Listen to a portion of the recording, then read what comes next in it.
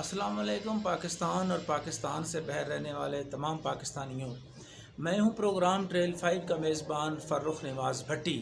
اور آج پاکستانیوں میں بات کروں گا شہر اقتدار اسلام آباد، جس کو میں شہر کوفہ کہتا ہوں۔ یہاں پر جو سب سے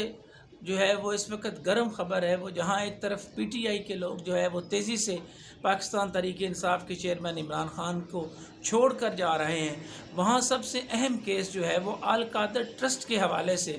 میں دیکھ رہا ہوں کہ مختلف لوگ وہ باتیں کر رہے ہیں۔ کچھ القادر ٹرسٹ کو کہہ رہے ہیں کہ دیکھیں جناب، اس میں تو عمران خان صاحب بالکل معصوم ہیں، اور اس کو وہ کئی لوگ کہہ رہے ہیں نہیں جی یہ سارا کچھ عمران خان نے کیا ہے۔ تو القادر ٹرسٹ کے حوالے سے، چونکہ میں خود بھی نیب کو کور کرتا ہوں، اور لینڈ مافیا ڈان ملک ریاض کا 2014 کا جو وہ 13 اور 14 میں آن ریکارڈ ہے، آپ میرے ایف بی فیس بک پیج پہ جا کے دیکھ سکتے ہیں، کیونکہ اخبارات نے منع کر دیا تھا، چینلز نے منع کر دیا تھا، میڈیا سیٹوں نے انکار کر دیا تھا۔ بحریہ ٹاؤن کراچی سکینڈل وہ اس پر وہ سب سے تفصیلی رپورٹ میری تھی، اور پھر وہیں کیس وہ ایک وکیل صاحب جب کورٹ میں لے کر گئے، انہوں نے کہا کہ مجھے ثبوت چاہیے، تو میں نے کہا جناب یہ لیں۔ تو وہ 450 ارب جو ملک ریاض نے دینے تھے، اور اس کے حوالے سے کہا جی کہ میں یکمشت نہیں دے سکتا، میں قسطوں میں یہ رقم دوں گا، جس میں خاص طور پر وہ ملی ڈیولپمنٹ اتھارٹی، کراچی کی زمینیں، سندھ دھرتی کی زمینیں وہ ساری بحریہ نگل گیا، اور اس میں مبینہ طور پر نہیں یقینی طور پر وہ پیپلز پارٹی کے کو چیئرمین آصف علی زرداری کا بہت بڑا مرکزی کردار تھا۔ تو وہ پیسے وہ جمع کروانے تھے، تو اس پر جناب بڑا ایک کمال یہ ہوا کہ برطانیہ میں، جس کی بار بار یہ ذکر آ رہا ہے، برطانوی کرائم ایجنسی اس نے جو وہاں پہ ملک ریاض کے پیسے منجمد کیے، وہ اس لیے منجمد نہیں کیے کہ ملک صاحب نے کو رضاکارانہ طور پر کہا کہ جناب یہ لیں میں برطانیہ کو دیتا ہوں، جی نہیں، وہ پیسے منی لانڈرنگ کا پیسہ تھا، اور اس میں جو میرے پاس مبینہ اطلاعات ہیں، اس میں حسن نواز اور حسین نواز کی وہ رقم بھی اس میں موجود تھی، جو ملک ریاض نے بنیادی طور پر وہ الرحمت ٹرسٹ کے ساتھ مل کر جو شریف فیملی کے قرضے وہ معاف کیے، اور پھر اس کے بعد بحریہ ٹاؤن لاہور کے حوالے سے وہاں پہ جو ان کی جو فیکٹریز کی زمینیں تھیں اس کو کنورٹ کیا، جس میں حمزہ سے لے کر تمام لوگ تھے۔ تو وہ قصہ مختصر کہ ملک کی جب وہ ساری کی ساری منی لانڈرنگ کی رقم وہ پکڑی گئی، تو اس کے علاوہ کوئی چارہ نہیں تھا کہ یا تو وہ فیس کرتے، جس میں سزا ہو سکتی تھی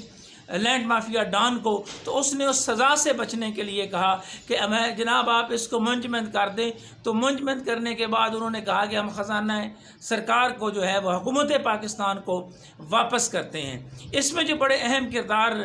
سامنے آئے، جن کے حوالے سے بات ہوئی، ان کے علاوہ ایک اور بڑا کردار ہے جو بہت سارے ہمارے میڈیا کے دوستوں کے ساتھ مل کر ماضی میں بھی بڑے کانٹ کرتا رہا ہے۔ جی ہاں، آپریشن مڈ نائٹ جیکال، جس نے بے نظیر بھٹو کی منتخب حکومت کا تختہ الٹنے کی سازش کی تھی، جناب میجر عامر وہ ملک ریاض کے فرنٹ مین کے طور پر کام کرتا رہا۔ اس نے پرویز خٹک کی میٹنگ ارینج کروائی پاکستان تحریک انصاف کے چیئرمین عمران خان کے ساتھ مل کر، اور اس میں شہزاد اکبر وہ شامل ہیں، اس میں زلفی بخاری شامل ہیں، اور پتہ نہیں آج کل زلفی بخاری صاحب کہاں ہیں، وہ نظر نہیں آ رہے۔ اس میں وہ جو نام آ رہا ہے جی کہ فرا گوگی اور دیگر لوگ، یہ تمام لوگ شامل تھے، اور اس میں کہا گیا جی کہ ٹرسٹی تھے، عمران خان تو ٹرسٹی تھا جی، اس میں تو جناب ان کی وائف وہ ٹرسٹی تھی۔ بات یہ ہے خان صاحب، آپ کو بھی پورا سچ بولنا چاہیے، روٹی کو اوچی کوئی نہیں کہتا۔ اس وقت بھی آپ کو یہ بتایا گیا تھا کہ خان صاحب دیکھیں یہ اتنا بڑا سکینڈل ہے، اور اس پر وہ بجائے اس کے کہ آپ چیزوں کو ٹھیک کرتے، آپ کراس چیک کرتے، آپ اسی لینڈ مافیا کے پاس چلے گئے۔ اگر سارے فیصلے اس ملک کے لینڈ مافیا ڈان ملک ریاض نے کرنے ہیں، تو آصف زرداری تو پہلے ان کے ساتھ ہے، پی ایم ایل این کے بھی بہت اچھے تعلقات ہیں، اور دیگر تمام لوگوں کے بھی ان کے ساتھ بہت اچھے تعلقات ہیں، جس میں مسلم لیگ نواز سے لے کر ارکان پارلیمنٹ اور میڈیا کے سیٹوں سے لے کر میڈیا کے بڑے بڑے اینکرز تک بہت اچھے تعلقات ہیں۔ تو ملک ریاض کو ٹھیکے پہ دے دینا، جس طرح ایک دفعہ چودھری نثار نے کہا، لندن میں بیٹھے ہوئے نواز شریف کے ساتھ ملاقات تھی، تو ادھر جناب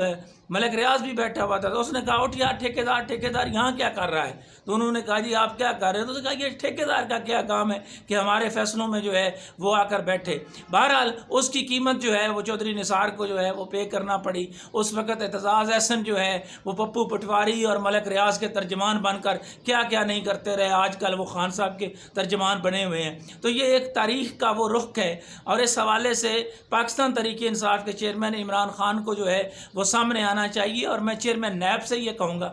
میں پاکستان کی تمام اداروں سے یہ کہوں گا، اور میں براہ راست کہوں گا جناب جنرل بٹ صاحب سے، جناب نذیر بٹ صاحب، آپ چیئرمین نیب ہیں، آپ کہہ رہے ہیں شفافیت کو یقینی بنائیں گے، تو کیا ملک ریاض کو آپ نے گرفتار کر لیا؟ جس دن ملک ریاض کو گرفتار کر لیا گیا، ہم یہ سمجھیں گے کہ اس ملک کے ادارے جو ہیں وہ جناب انصاف اور قانون اور آئین کے مطابق جو ہے وہ چل رہے ہیں۔ میں جناب براہ راست سوال کرنا چاہتا ہوں آج chief of army staff Syed Asim Munir سے کہ شاہ صاحب کیا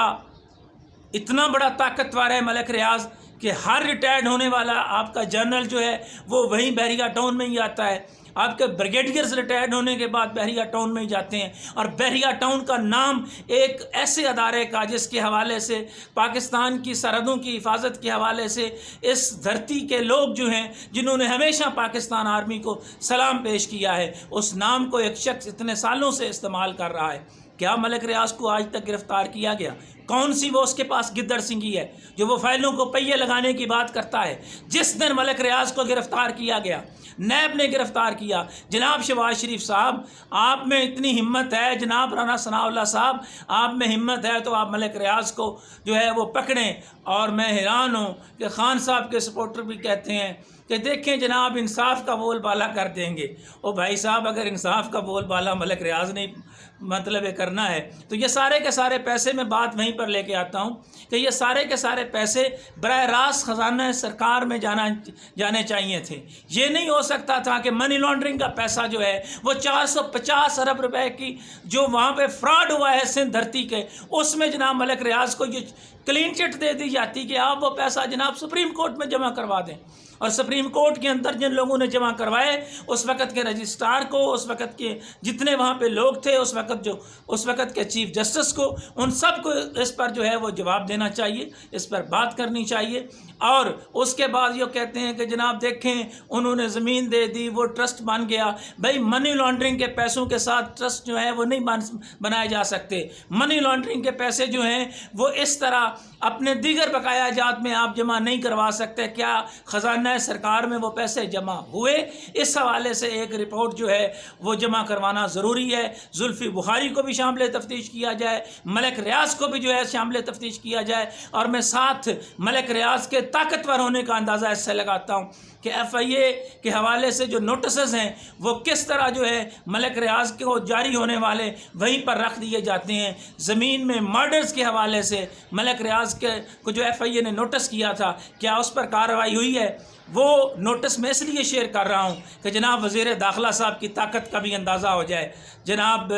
ہمارے جو بٹ صاحب ہیں جناب وہاں ان سے بھی پتہ چل جاتا ہے کہ جناب کس طرح وہ ڈی جی ایف آئی اے جو ہے وہ کارروائی کرتے ہیں۔ اور ان آئی اوز کے بارے میں بھی ذرا بتائیے گا کہ جو ملک ریاض کے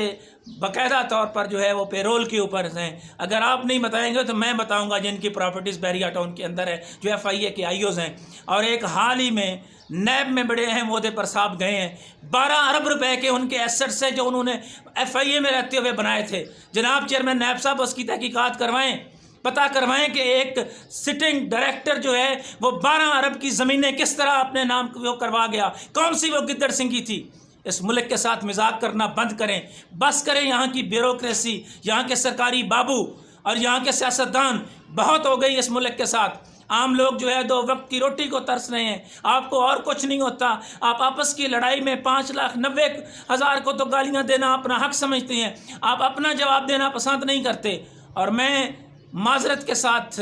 جو چند بیٹھے ہوئے ریٹائرڈ ہو جانے والے صاحبان ہیں، جو جنرلز ہیں، اور ان کو بھی میں کہوں گا کہ بس کریں، اللہ کا نام لیں، بس کریں۔ آپ شہیدوں کے لہو کے ساتھ جو ہے وہ زیادتی نہ کریں۔ آپ کی وجہ سے جو ہے وہ ایک عام فوجی کتنا اس کو تکلیف ہو رہی ہے، ہم پاکستانی کو کتنی تکلیف ہو رہی ہے، آپ کو اندازہ ہی نہیں ہے اس کا۔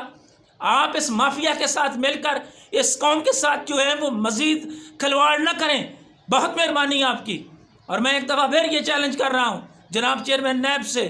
کہ جناب مجھے